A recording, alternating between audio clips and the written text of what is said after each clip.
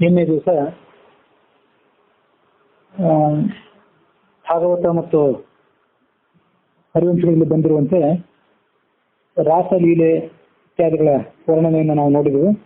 ಆ ಬಳಿಕ ಪರೀಕ್ಷಿತ ರಾಜ ಶುಕಾಚಾರ್ಯನ ಕುರಿತು ಆ ರಾಸಲೀಲೆಯ ಔಚಿತ್ಯ ಇತ್ಯಾದಿ ವಿಷಯಗಳ ಬಗ್ಗೆ ಮಾಡಿದಂತಹ ಪ್ರಶ್ನೆಗಳು ಮತ್ತು ಆ ಪ್ರಶ್ನೆಗಳಿಗೆ ಶುಕಾಚಾರ್ಯರು ಹೇಳಿದಂತಹ ಉತ್ತರ ಇತ್ಯಾದಿಗಳನ್ನ ಗಮನಿಸಿದೆವು. ಕೃಷ್ಣ ಕೇವಲ ವೇಣುನಾದ ಮಾತ್ರ ಮಾಡಿದ್ದಲ್ಲ, ಆ ಬೆಳದಿಂಗಳ ರಾತ್ರಿ ದಿವಸ ಹೊರತಾಗಿ ಉತ್ತಮವಾದಂತಹ ಗಾನವನ್ನು ಕೂಡ ಮಾಡಿದ. ಶಾಸ್ತ್ರೀಯ ಗಾಯನವನ್ನು ಕೂಡ, ಕಂಠ ಗಾಯನವನ್ನು ಕೂಡ ಅವನು ಮಾಡಿದ ಅಂತ ಅಲ್ಲಿ ನಾವು ತಾತ್ಪರ್ಯ ನಿರ್ಣಯದಲ್ಲಿ ಮಾಹಿತಿಯನ್ನು ನೋಡ್ತೀವಿ.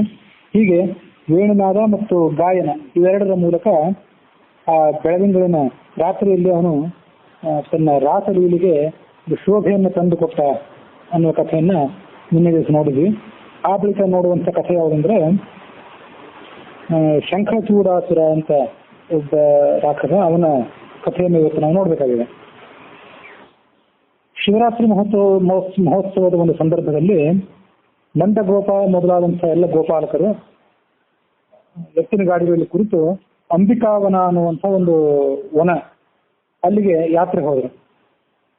ಅಂಬಿಕಾವನವನ್ನು ತಲುಪಿ ಅಲ್ಲಿ ಅವರು ಸರಸ್ವತಿ ನದಿಯಲ್ಲಿ ಸ್ನಾನ ಮಾಡಿ ಪಶುಪತಿಯಾದಂತಹ ಪರಮೇಶ್ವರನನ್ನ, ಭಗವತಿ ಅಂಬಿಕಾದೇವಿಯನ್ನ ಅವರು ಪೂಜೆ ಮಾಡಿದರು ಮತ್ತು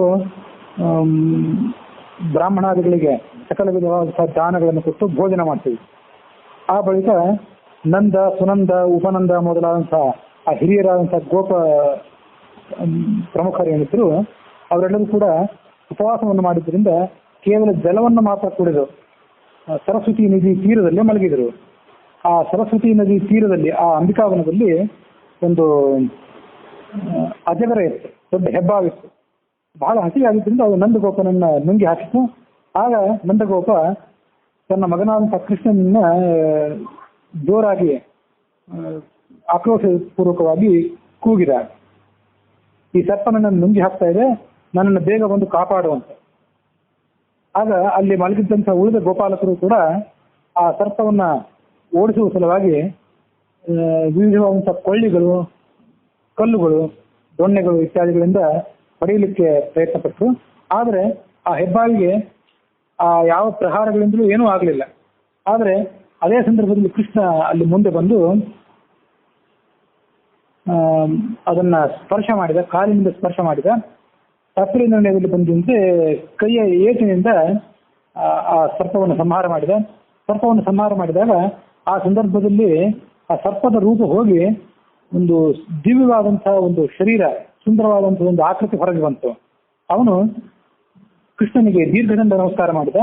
ಅವನನ್ನು ಕೃಷ್ಣ ಪ್ರಶ್ನೆ ಮಾಡಿದ. ಈ ಕೃಷ್ಣ ಅವನನ್ನ ಪ್ರಶ್ನೆ ಮಾಡಿದಾಗ, ಯಾಕೆ ಇಂಥ ದಿವ್ಯವಾದಂತಹ ಶರೀರ ನಿನಗೆ ಇದ್ರೂ ಕೂಡ ಈ ಕುತ್ಸಿತವಾದಂತಹ, ಈ ದುಷ್ಟವಾದಂತಹ ಸರ್ಪದ ಶರೀರ ನಿನಗೆ ಯಾಕೆ ಬಂತು ಅಂತ ಅವನು ಪ್ರಶ್ನೆ ಮಾಡಿದ. ಇಲ್ಲಿ ಹೇಳುವಾಗ ಒಂದು ಸಣ್ಣ ವ್ಯತ್ಯಾಸ ಮಾಡಿದೆ ನಾನು. ಶಂಖಚೂಡಾಸುರನ ಸಂಹಾರ ಅಂತ ಹೇಳಿದೆ, ಅದು ಶಂಖಚೂಡಾಸುರನ ಸಂಹಾರ ಅಲ್ಲ. ಶಂಖಚೂಡ ಅನ್ನೋ ರಾಕ್ಷಸ, ಅವನ ಸಂಹಾರ ಇದಾದ ನಂತರ ಬರೋದಿದೆ. ಈಗ ನಾವು ಮೊದಲು ನೋಡ್ಬೇಕಾದದ್ದು ಸುದರ್ಶನನ ಉದ್ಧಾರ. ಸುದರ್ಶನ ಅನ್ನುವಂಥ ಹೆಸರಿನ ಒಬ್ಬ ಗಂಧರ್ವ, ಅವನ ಪ್ರಕರಣವನ್ನು ಈಗ ನೋಡ್ತಿದ್ದೇವೆ. ನಾನು ಸುದರ್ಶನ ಎಂಬ ಹೆಸರಿನ ಒಬ್ಬ ವಿದ್ಯಾಧರ, ದೇವತೆಗಳಲ್ಲಿ ಒಂದು ಗುಂಪರು, ವಿದ್ಯಾಧರರು, ಕಿನ್ನರು, ಯಕ್ಷರು, ಗಂಧರ್ವರು ಅಂತ ಹೇಳಿ ನನ್ನಲ್ಲಿ ಆ ವಿದ್ಯಾಧರ ಪದವಿಗೆ ತಕ್ಕಂತೆ ಎಲ್ಲವೂ ಇತ್ತು. ಸುಂದರವಾದಂಥ ರೂಪ ಇತ್ತು, ಅಪಾರವಾದಂಥ ಸಂಪತ್ತಿತ್ತು, ಯೌವನ ಇತ್ತು. ಹೀಗೆಲ್ಲವೂ ಇದ್ದಾಗ ನಾನು ವಿಮಾನದಲ್ಲಿ ಕುಳಿತು ನನಗೆ ಇಚ್ಛೆ ಬಂದಲ್ಲಿ ಸಂಚಾರ ಮಾಡ್ತಿದ್ದೆ. ಒಮ್ಮೆ ಸಂಚಾರ ಮಾಡುವಾಗ ಆಂಗಿರಸ ಗೋತ್ರದ ಋಷಿಯೊಬ್ಬರನ್ನು ನಾನು ನೋಡಿದೆ ಒಂದು ಸ್ಥಳದಲ್ಲಿ. ಆ ಋಷಿಯನ್ನು ನಾನು ನೋಡಿದಾಗ ಅವರು ತೀರ ಕುರೂಪಿಗಳಾಗಿದ್ದರಿಂದ ನನಗೆ ನೋಡಿ ತಡ್ಕೊಳ್ಳಿಕ್ಕಾಗಲಿಲ್ಲ. ಅವರ ಕುರೂಪವನ್ನು ನೋಡಿ ಸೌಂದರ್ಯ ಮಾದದಿಂದ ಮೊದಲೇ ತೃಪ್ತನಾದಂತಹ ನಾನು ಅವರನ್ನ ಜೋರಾಗಿ ಅಪಹಾಸ ಮಾಡಿ ನೆಟ್ಟು ಬಿಟ್ಟೆ. ಆಗ ಅವರು, ಸೌಂದರ್ಯ ಮದದಿಂದ ನೀನು ನನ್ನ ನೋಡಿ ಅಪಹಾಸ ಮಾಡುವುದಾದ್ರೆ ಕುರೂಪವಾದಂತಹ ಹೆಬ್ಬಾವಿನ ಜನ್ಮವನ್ನು ತಾಳು ಅಂತ ನನಗೆ ಶಾಪ ಕೊಟ್ಟುಬಿಟ್ರು. ನನ್ನ ಪಾಪದ ಫಲವಾಗಿ ನನಗೆ ಆ ಶಾಪ ಬಂತು. ಆದರೆ ಜಗತ್ತಿಗೆ ಒಡೆಯನಾದಂಥ ನಿನ್ನ ಪಾದದ ಸ್ಪರ್ಶವನ್ನು ಪಡೆದು ನಾನು ಈಗ ಆ ಸರ್ಪದ ಜನ್ಮದಿಂದ ಮುಕ್ತನಾಗಿದ್ದೇನೆ. ಹಾಗಾಗಿ ಯಾರು ನಿನ್ನಲ್ಲಿ ಶರಣಾಗತರಾಗ್ತಾರೋ ಅಂಥವರಿಗೆ ಕೇವಲ ನಿನ್ನ ಚರಣ ಕಮಲದ ಸ್ಪರ್ಶ ಮಾತ್ರದಿಂದಲೇ ಸಕಲ ಪಾಪಗಳು ಹೋಗ್ತವೆ ಅಂತ ಶಾಸ್ತ್ರ ಏನು ಹೇಳ್ತದೆ, ಅದರ ಮಾತಿನಂತೆ ನಾನು ಕೂಡ ಇವತ್ತು ಮುಕ್ತನಾಗಿದ್ದೇನೆ. ಹೀಗೆ ಕೃಷ್ಣನಿಗೆ ಸುದರ್ಶನ ತನ್ನ ಕಥೆಯನ್ನೆಲ್ಲ ವಿಜ್ಞಾಪನೆ ಮಾಡಿ ಅವನಿಗೆ ಪ್ರದಕ್ಷಿಣ ನಮಸ್ಕಾರಗಳನ್ನ ಹಾಕಿ ತನ್ನ ಲೋಕಕ್ಕೆ ಹೊರಟು ಹೋದ. ಮತ್ತೆ ಅವರೆಲ್ಲರೂ ಕೂಡ ಗೋಪಾಲ ಬಾಲಕರು, ಸುನಂದ ಉಪನಂದ ಮೊದಲಾದವರೆಲ್ಲರೂ ಕೂಡ ಆ ವ್ರತವನ್ನು ಮುಗಿಸಿ ವೃಂದಾವನಕ್ಕೆ ಹಿಂತಿರುಗಿದರು. ಈ ಭಾಗವತದಲ್ಲಿ ಬರುವಂತ ಕಥೆಯಂತೆ ಒಂದು ವೇಳೆ ಒಮ್ಮೆ ಒಂದು ರಾತ್ರಿಯ ಸಮಯದಲ್ಲಿ ಕೃಷ್ಣ ಮತ್ತು ಬಲರಾಮ ಇಬ್ರು ಕೂಡ ಗೋಪ ಸುಂದರಿಯರ ಜೊತೆಗೆ ವನದಲ್ಲಿ ವಿಹಾರ ಮಾಡ್ತಾ ಇದ್ರು. ಒಂದು ಬೆಳದಿಂಗಳಿನ ರಾತ್ರಿ ದಿವಸ. ಆಗ ಅವರಿಬ್ರು ಕೂಡ ಗಾನ ಮಾಡ್ತಾ ಇದ್ರು ಅಂತ ಇಲ್ಲಿ ಕಥೆ ನೋಡ್ತೀವಿ ನಾವು. ಹಿಂದೆಲ್ಲ ನೋಡಿದ್ದು ಕೇವಲ ಕೃಷ್ಣನ ವೇಣುಗಾನ ಮತ್ತು ಅವನ ಗಾಯನವನ್ನು ಮಾತ್ರ, ಕಥೆಯನ್ನು ಮಾತ್ರ ನಾವು ಕೇಳಿದ್ವಿ. ಇಲ್ಲಿ ಬರುವಂತೆ ಈ ದಶಮಸ್ಕಂದದ 34ನೇ ಅಧ್ಯಾಯದಲ್ಲಿ ಬರುವಂತೆ ಕೃಷ್ಣ ಬಲರಾಮ ಇಬ್ರು ಕೂಡ ಗಾಯನವನ್ನು ಮಾಡ್ತಾ ಇದ್ರು. ಆ ವಾತಾವರಣದ ಪ್ರಕೃತಿಯ ರಮ್ಯತೆಯನ್ನ ಆ ಗೋಪಾಲ ಬಾಲಕರು ಗೋಪಸ್ತ್ರೀಯರೆಲ್ಲರೂ ಕೂಡ ಆಸ್ವಾದಿಸ್ತಾ ಇದ್ರು. ಹೀಗೆ ಆಸ್ವಾದಿಸ್ತಾ ಇರುವಾಗ ಅಲ್ಲಿಗೆ ಶಂಖಚೂಡ ಎಂಬ ಹೆಸರಿನ ಒಬ್ಬ ಯಕ್ಷ ಬಂದ. ಅವನು ಕುಬೇರನ ಅನುಚರ. ಅಲ್ಲಿಗೆ ಬಂದವನು ರಾಮ ಮತ್ತು ಕೃಷ್ಣ ಇಬ್ರು ನೋಡ್ತಾ ಇರುವಂತೆ ಆ ಗೋಪಸ್ತ್ರೀಯರನ್ನ ಅಲ್ಲಿಂದ ಹೊತ್ಕೊಂಡು ಹೋಗಿಬಿಡ್ತಾನೆ. ಆಗ ಅವರೆಲ್ಲರೂ ಕೂಡ ಕೃಷ್ಣನನ್ನೇ ಶರಣಾಗತರಾದ್ರು. ಅವನು ಅವರಿಗೆ ಹೆದರಬೇಡಿ ಅಂತ ಹೇಳಿ ಈ ರಾಮಕೃಷ್ಣ ಇಬ್ರು ಕೂಡ ಅಲ್ಲಿ ಸಮೀಪದಲ್ಲಿ ಬೆಳೆದಂತಹ ಸಾಲ ವೃಕ್ಷಗಳನ್ನ ಕಿತ್ತಿ ಆ ಸಾಲ ವೃಕ್ಷಗಳಿಂದಲೇ ಆ ಶಂಖಚೂಡ ಅನ್ನುವಂಥ ಯಕ್ಷನನ್ನ ಪ್ರಹಾರ ಮಾಡಬೇಕು ಅಂತ ಅವನ ಬಳಿಗೆ ಹೋದರು. ಅವರನ್ನು ನೋಡಿ ಅವನು ಭಯಪಟ್ಟು ಆ ಗೋಪಸ್ತ್ರೀಯರನ್ನು ಅಲ್ಲಿಗೆ ಬಿಟ್ಟು ಪಲಾಯನ ಮಾಡಲಿಕ್ಕೆ ಪ್ರಾರಂಭ ಮಾಡಿದ. ಆಗ ಕೃಷ್ಣ ಆ ಗೋಪಸ್ತ್ರೀಯರ ರಕ್ಷಣೆಗಾಗಿ ಬಲರಾಮನನ್ನ ಅಲ್ಲೇ ನೇಮಿಸಿ ಆ ಶಂಖಚೂಡ ಅನ್ನುವಂಥ ಆ ಯಕ್ಷ ಏನಿದೆ ಅವನನ್ನ ಬೆನ್ನಟ್ಟಿ ಹೋಗಿ ಅವನನ್ನ ಸಂಹರಿಸಿ ಅವನ ತಲೆಯ ಮೇಲೆ ಒಂದು ದಿವ್ಯವಾದಂಥ ಮಣಿ ಇತ್ತು ಯಕ್ಷ ಆದ್ದರಿಂದ. ಆ ಮಣಿಯನ್ನ ತಗೊಂಡು ಬಂದು ಅಣ್ಣನಾದಂಥ ಬಲರಾಮನಿಗೆ ಕಾಣಿಕೆಯಾಗಿ ಆ ದಿವ್ಯವಾದಂತಹ ಮಣಿಯನ್ನು ಒಪ್ಪಿಸಿದ. ಅಲ್ಲಿಗೆ ಭಾಗವತದ ದಶಮಸ್ಕಂದದ 34ನೇ ಅಧ್ಯಾಯ ಮುಗಿದಿದೆ. ಅದು ಹುಣ್ಣಿಮೆ ದಿವಸ ಕಥೆ ಅಂತ ಈ ಶಂಖಚೂಡಾಸುರನ ವಧೆ ಆಗಿದ್ದ ಕಥೆ ಏನಿದೆ ಅದು ಹುಣ್ಣಿಮೆ ದಿವಸ. ಶಿವರಾತ್ರಿ ಆದ ಬಳಿಕ ಹೋಳಿ ಹುಣ್ಣಿಮೆ ದಿವಸ ಏನು ಬರ್ತದಲ್ಲ ಆಗ ಶಂಖಚೂಡಾಸುರನ ವಧೆ ಆಯಿತು ಅಂತ ವ್ಯಾಖ್ಯಾನದ ಕ್ರಮದಲ್ಲಿ ನಾವು ನೋಡ್ತೇವೆ. ಇದಾದ ಬಳಿಕ ಭಾಗವತದಲ್ಲಿ ಯುಗಳ ಗೀತ ಅಂತ ಗೋಪಸ್ತ್ರೀಯರು ಕೃಷ್ಣನ ಬಗ್ಗೆ ಮತ್ತು ಕೃಷ್ಣನ ಸೌಂದರ್ಯ, ಅವನ ಮಾಧುರ್ಯ ಇತ್ಯಾದಿಗಳ ಬಗ್ಗೆ ಪರಸ್ಪರವಾಗಿ ಸಂವಾದ ಮಾಡಿದಂಥ ಯುಗಳ ಗೀತ ಅಂತ ಮತ್ತೊಂದು ಅಧ್ಯಾಯ ಇದೆ. ಆ ಬಳಿಕ ಇರುವಂತಹ ಅಧ್ಯಾಯ ಅಂದ್ರೆ 36ನೇ ಅಧ್ಯಾಯ. ಅಲ್ಲಿ ಅರಿಷ್ಟಾಸುರನ ಸಂಹಾರವನ್ನು ನಾವು ನೋಡ್ತೇವೆ.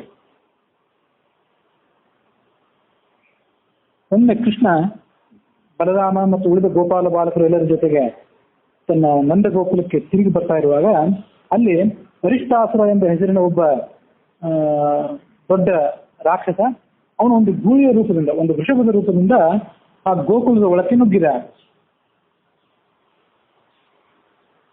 ಬಹಳ ಪ್ರತಾಪಶಾಲಿಯಾದಂತಹ ರಾಕ್ಷಸ ನೆಲವನ್ನ ನಡಗಿಸುವಂತೆ ಗರ್ಜನೆ ಮಾಡ್ತಿದ್ದ. ಅವನ ಮೈಗೆಲ್ಲ ಮೂತ್ರ ಮತ್ತು ಗೋಮಯ ಇತ್ಯಾದಿಗಳೆಲ್ಲ ಅಂಟಿಕೊಂಡಿತ್ತು. ಅವನು ಜೋರಾಗಿ ಏನು ಶಬ್ದ ಮಾಡ್ತಾ ಇದ್ದ, ಗರ್ಜನೆ ಮಾಡ್ತಿದ್ದ. ಆ ಗರ್ಜನೆಯ ಧ್ವನಿಯನ್ನು ಕೇಳಿದ್ರೆ ಎಷ್ಟೋ ಜನ ಮಾನವ ಸ್ತ್ರೀಯರಿಗೆ ಮತ್ತು ಗೋವುಗಳಿಗೆ ಗರ್ಭಪಾತ ಆಗ್ತಿತ್ತು. ಹೀಗೆ ಆ ವೃಂದಾವನದಲ್ಲಿರುವಂತಹ ಎಲ್ಲ ಗೋವುಗಳು ಈ ವೃಷಭಾಸುರ ಬಂದದ್ದನ್ನು ಗಮನಿಸಿ ಅವನ ಭಯಕ್ಕೆ ತಾವು ತಮ್ಮನ್ನು ಕಟ್ಟಿ ಹಾಕಿದ್ರಲ್ಲ ಗೂಟಗಳಿಗೆ, ಆ ಗೂಟಗಳನ್ನ ಕಿತ್ತಿ ಹಾಕಿಕೊಂಡು ಅವೆಲ್ಲವೂ ಕೂಡ ಅಲ್ಲಿಂದ ಓಡಿ ಹೋದವು ಅವನ ಭಯದಿಂದ. ಆಗ ಸಮಸ್ತ ಗೋಪಾಲಕರು ಮತ್ತು ಗೋಪಸ್ತ್ರೀಯರೆಲ್ಲರೂ ಕೂಡ ಆ ಕೃಷ್ಣನನ್ನೇ ಶರಣಾಗತರಾದರು. ಆಗ ಕೃಷ್ಣ ಅವರಿಗೆಲ್ಲ ಹೇಳಿದ, ನೀವು ಯಾರು ಹೆದರಬೇಡಿ ಅಂತ ಹೇಳಿ ಆ ವೃಷಭಾಸುರನನ್ನ ಸಮೀಪಿಸಿದ. ವೃಷಭಾಸುರನನ್ನ ಸಮೀಪಿಸಿದಾಗ ಅವನಿಗೆ ಹೇಳಿದ, ಈ ನಿರಪರಾಧಿಗಳಾದಂತಹ ಗೋಪಾಲಕರು ಮತ್ತು ಗೋಪಸ್ತ್ರೀಯರು ಗೋವುಗಳು ಇವರನ್ನ ಯಾಕೆ ಹೆದರಿಸ್ತೇನೆ? ನಿನ್ನ ಸೊಕ್ಕನ್ನು ಮುರಿಲಿಕ್ಕೆ ನಾನು ಇಲ್ಲಿಗೆ ಬಂದಿದ್ದೇನೆ, ಹಾಗಾಗಿ ನನ್ನ ಜೊತೆ ಯುದ್ಧ ಮಾಡುವ ಅಂತ ಅದನ್ನು ಕರೆದ. ಕೃಷ್ಣ ಮತ್ತು ಆ ದೈತ್ಯ ಇಬ್ರು ಕೂಡ ಪರಸ್ಪರ ತಮ್ಮ ಅವಕಾಶಕ್ಕಾಗಿ ಕಾಯ್ತಾ ಇದ್ರು. ಕೃಷ್ಣನ ಮೇಲೆ ಅವನು ಆಕ್ರಮಿಸಿ ಬಂದ. ಆ ಅರಿಷ್ಟಾಸುರನನ್ನ ಕೃಷ್ಣ ಅವನ ಕೊಂಬಿನಲ್ಲಿ ಹಿಡಿದ, ಎರಡೂ ಅವನ ಕೊಂಬುಗಳು ಶೃಂಗಗಳನ್ನ ಹಿಡಿದು ಆ ಬಲಿಷ್ಠವಾದಂತಹ ಗೂಳಿಯನ್ನ ಸುಮಾರು 18 ಹೆಜ್ಜೆ ಹಿಂದೆ ತಳ್ಳಿದ ತನ್ನ ಬಾಹುಗಳ ಪರಾಕ್ರಮದಿಂದ. ತಳ್ಳಿದ ಅಂತ ಇಲ್ಲಿ ಭಾಗವತದಲ್ಲಿದೆ. ಹರಿವಂಶದಲ್ಲಿ ಬರುವಂತೆ ಆ ಗೂಳಿಯ ಎರಡೂ ಕೊಂಬುಗಳನ್ನು ಹಿಡಿದು ಅದನ್ನು ತಿರುಗಿಸಿದ ಅವನು. ತಿರುಗಿಸಿ ಅದಕ್ಕೆ ಮೈ ಮೇಲೆಲ್ಲ ಪ್ರಹಾರ ಮಾಡಿದ. ಹೀಗೆ ಕೃಷ್ಣನ ಪ್ರಹಾರಗಳಿಂದ ಅದು ಸಂತ್ರಸ್ತವಾಗಿ ಮರ ಮೂತ್ರಗಳನ್ನ ವಿಸರ್ಜನೆ ಮಾಡ್ತಾ, ಕಾಲುಗಳನ್ನು ಬಡಿಯುತ್ತಾ, ತನ್ನ ಕಣ್ಣುಗಳನ್ನು ತಿರುಗಿಸ್ತಾ ಬಹಳ ಕಷ್ಟದಿಂದ ಸಂಕಟಪಟ್ಟು ಸತ್ತು ಹೋಯಿತು ಅಂತ ನಾವು ಅರಿಷ್ಟಾಸುರನ ವಧೆಯನ್ನು ಕೇಳ್ತೀವಿ. ಅರಿಷ್ಟಾಸುರನ ವಧೆಯನ್ನು ನೋಡಿ ಎಲ್ಲ ಗೋಪಸ್ತ್ರೀಯರು, ಗೋಪಾಲ ಬಾಲಕರು ಮತ್ತು ದೇವತೆಗಳು ಕೂಡ ಕೃಷ್ಣನನ್ನ ಪ್ರಶಂಸೆ ಮಾಡಿದರು. ಅವನ ಹೆಸರು ಅರಿಷ್ಟಾಸುರ ಅಂತ ಹೇಳಿ. ಶಿವನ ವರ ಇತ್ತು ಅವನಿಗೆ. ಹಿಂದಿನಂತೆ ಅವನು ಕೂಡ ಒಬ್ಬ ಕಂಸನ ಅನುಚರ. ಆ ಕಂಸನ ಅನುಸರಣಾದಂತಹ ಅರಿಷ್ಟಾಸುರನನ್ನ ಕೃಷ್ಣ ಈ ಯುದ್ಧದಲ್ಲಿ ಪಶುವನ್ನ ಯಜ್ಞದಲ್ಲಿ ಹೇಗೆ ಕೊಲ್ತಾರಲ್ಲ ಆ ರೀತಿಯಾಗಿ ಕೊಂದ. ಪಶುವನ್ನ ಯಜ್ಞದಲ್ಲಿ ಕೊಲ್ಲೋದು ಆಯುಧದಿಂದ ಕೊಲ್ಲೋದಿಲ್ಲ, ಹೊರತು ಉಸಿರು ಕಟ್ಟಿಸಿ ಕೊಲ್ತಾರೆ ಅಂತ ಒಂದು ಪದ್ಧತಿ ಯಜ್ಞದಲ್ಲಿ ಆಹುತಿ ಹಾಕಬೇಕಾದ್ರೆ. ಹಾಗೆ ಏನೂ ಆಯುಧವಿಲ್ಲದೆ ಕೃಷ್ಣನು ಕೂಡ ಕೇವಲ ತನ್ನ ಕೈಗಳಿಂದಲೇ ಅರಿಷ್ಟಾಸುರನನ್ನ ಸಂಹರಿಸಿ ಯಜ್ಞನಾಮಕನ ಅಂತ ತನಗೆ ಆಹುತಿಯನ್ನಾಗಿ ಕೊಟ್ಟ ಅಂತ ಈಗ ನಾವು ಆ ಕಥೆಯನ್ನು ನೋಡಬೇಕು.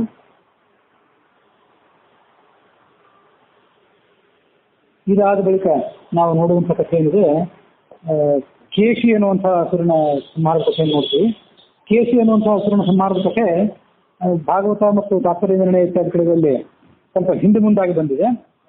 ಈಗ ನಾವು ಮೊದಲು ನೋಡೋದೇನಂತಂದ್ರೆ, ಈ ಕೃಷ್ಣನ ಬಾಲಲೀಲೆಗಳೆಲ್ಲ ಈ ರೀತಿಯಾಗಿ ಪ್ರದರ್ಶಿತ ಆದಮೇಲೆ ಈ ದೇವತೆಗಳಾದಂತಹ ನಾರದರು ಒಮ್ಮೆ ಕಂಸನ ಬಳಿಗೆ ಹೋದರು. ಕಂಸನ ಬಳಿಗೆ ಹೋಗಿ ಅವನಿಗೆ ಹೇಳಿದರು, ನಿನಗೆ ಕೆಲವು ರಹಸ್ಯವಾದಂತಹ ವಿಷಯಗಳನ್ನು ಹೇಳಬೇಕು ಅಂತ ಬಂದಿದ್ದೇನೆ, ಅದನ್ನು ತಿಳ್ಕೊಂಡು ಮುಂದೆ ನೀನೇನು ಕ್ರಮ ತಗೊಳ್ಬೇಕು ಅದನ್ನು ತಗೋ ಅಂತ ಅವನು ಆ ನಾರದ ಋಷಿಗಳು ಕಂಸನಿಗೆ ಒಂದು ಎಚ್ಚರಿಕೆಯನ್ನು ಕೊಟ್ಟರು.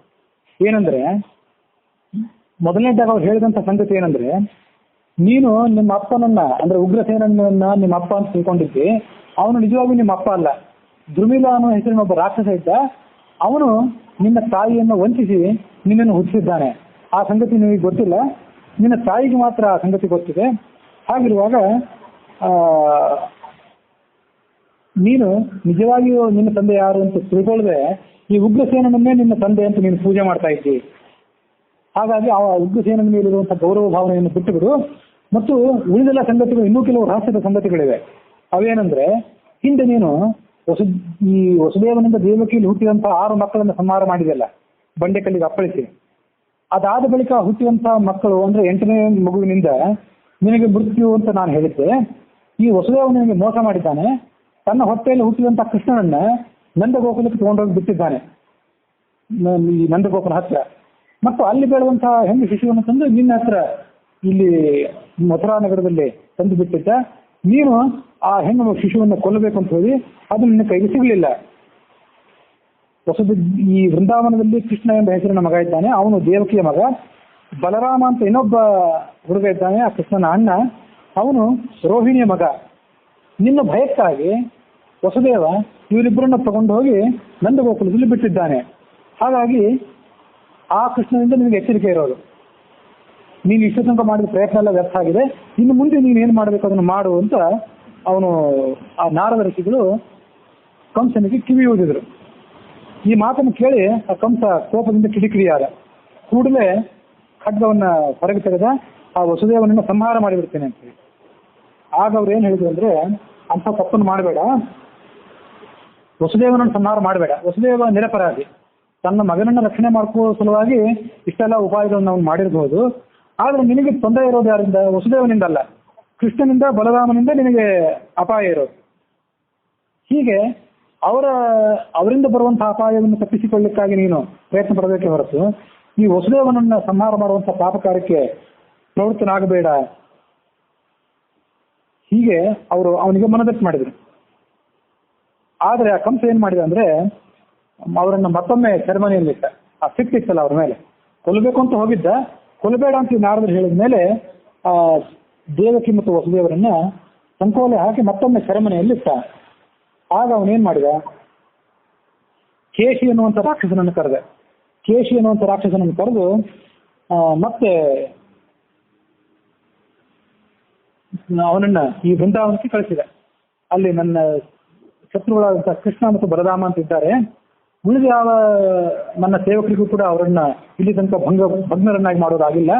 ನೀನು ಮಹಾಪರಾಕ್ರಮಿಯಾಗಿದ್ದಿ, ಅಲ್ಲಿ ಹೋಗಿ ಅವರನ್ನು ಸಂಹರಿಸಬೇಕು ನೀನು ಅಂತ ಅವನನ್ನು ಕೊಟ್ಟು ಕಳಿಸಿದ. ಅವನು ಕೂಡಲೇ ಒಂದು ಕುದುರೆ ರೂಪದಿಂದ ಅಲ್ಲಿಗೆ ಹೋದ.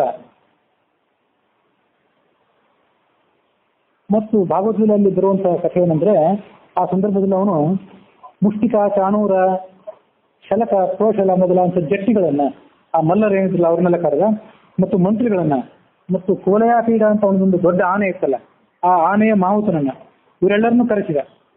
ಕೃಷ್ಣ ಬಲರಾಮ ಅಂತ ಇಬ್ಬರು ವಸುದೇವನ ಮಕ್ಕಳಿದ್ದಾರೆ, ಅವರಿಬ್ಬರು ಕೂಡ ನನ್ನ ಶತ್ರುಗಳಾಗಿದ್ದಾರೆ. ಹಾಗಾಗಿ ಅವರನ್ನು ನಾನು ಇಲ್ಲಿ ಮುಂದೆ ಕರೆಸುವವನಿದ್ದೇನೆ. ಅವರು ಬಂದಾಗ ಅವರ ಅಂತ್ಯ ನಿಮ್ಮಿಂದ ಆಗಬೇಕು. ಹಾಗಾಗಿ ನೀವೆಲ್ಲರೂ ಕೂಡ ನಿಮ್ಮಲ್ಲಿರುವಂಥ ಸಾಧನಗಳನ್ನು ಸಜ್ಜು ಮಾಡಿಕೊಂಡು ಅವರ ಅಂತ್ಯಕ್ಕಾಗಿ ನೀವು ತಯಾರಾಗಬೇಕು. ಹಳ್ಳಿಯಿಂದ ಬಂದಂಥ ಜನರು ಮತ್ತು ಪಟ್ಟಣದಿಂದ ಬಂದಂಥ ಜನರು ಎಲ್ಲರೂ ಕೂಡ ಆ ಮಲ್ಲ ಯುದ್ಧದ ಪ್ರದರ್ಶನಕ್ಕಾಗಿ ತಯಾರಾಗಬೇಕು. ಆಮೇಲೆ ಆ ಮಾವಟಿಗ ಕೋಲೆಯಾಪೀಡ ಅಂತ ಆನೆಯ ಮಾವುತ ಏನಿದ್ನಲ್ಲ ಅವನನ್ನು ಕರೆದು ಹೇಳಿದ, ನಮ್ಮ ಎಲ್ಲ ಮಾವುತರಲ್ಲಿ ಕೂಡ ನೀನು ಬಹಳ ಪ್ರಧಾನನಾದವನು. ಕೃಷ್ಣ ಆವತ್ತಿನ ದಿವಸ ನಮ್ಮ ರಂಗಸ್ಥಳಕ್ಕೆ ಪ್ರವೇಶ ಮಾಡ್ತಾನಲ್ಲ, ಅದು ಹೆಬ್ಬಾಗಿಲಿನಲ್ಲಿ ನೀನು ನಿನ್ನ ಆನೆಯನ್ನ ತೆಗೆದುಕೊಂಡು ಹೋಗಿ ನಿಲ್ಲಿಸಬೇಕು. ಅವರು ಬಂದ ಕೂಡಲೇ ಆ ಕೋಲೆಯಾಪೀಡ ಅನ್ನುವಂಥ ಆನೆಯನ್ನ ಕೃಷ್ಣನ ಮೇಲೆ ನುಗ್ಗಿಸಿ ಅವನನ್ನು ನೀನು ಸಂಹಾರ ಮಾಡಬೇಕು. ಬಳಿಕ ತನ್ನ ಮಂತ್ರಿಗಳನ್ನು ಹೇಳಿದ. ಮಂತ್ರಿಗಳನ್ನು ಕರೆದು ಧನುರ್ಯಾಗ ಎಂಬುದಾಗಿ ಒಂದು ದೊಡ್ಡ ಯಜ್ಞವನ್ನು ಮಾಡೋಣ. ಆ ಯಜ್ಞಕ್ಕಾಗಿ ನೀವು ಎಲ್ಲ ಥರದ ಸಾಮಗ್ರಿಗಳನ್ನು ತಯಾರು ಮಾಡಿ ವಿವಿಧ ರೀತಿಯ ಪಶುಗಳನ್ನು ಬಲಿ ಕೊಡ್ಲಿಕ್ಕಾಗಿ ಭಗವಂತನಾದಂತಹ ರುದ್ರನ ಪ್ರೀತ್ಯರ್ಥವಾಗಿ ಪಶುಗಳನ್ನು ಬಲಿ ಕೊಡೋಣ. ಹೀಗೆ ಎಲ್ಲ ರೀತಿಯಾದಂಥ ಸಿದ್ಧತೆಯನ್ನು ಮಾಡ್ಕೊಳ್ಳಿ ಅಂತ ಅವನು ಆ ಕಂಸ ತನ್ನ ಮಂತ್ರಿಗಳಿಗೆ ಮತ್ತು ಸಹಾಯಕರಿಗೆ ಎಲ್ಲ ರೀತಿಯಾದಂತಹ ಆಜ್ಞೆಗಳನ್ನು ಮಾಡಿದ.